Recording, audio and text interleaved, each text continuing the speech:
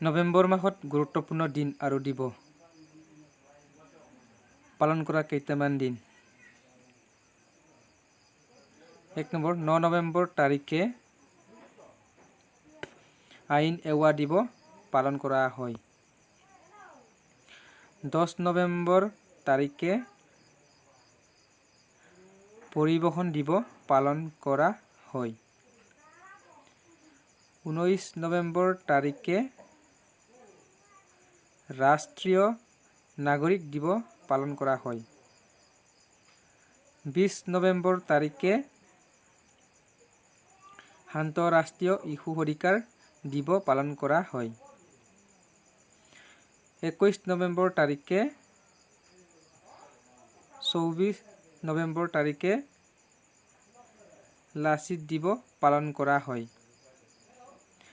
25 নৱেম্বৰ তাৰিখে আন্তৰ্জাতিক নাৰী দিৱস হিচাপে পালন কৰা হয়। 28 নৱেম্বৰ তাৰিখে NCCৰ প্ৰতিষ্ঠা দিৱস পালন কৰা হয়। ধন্যবাদ।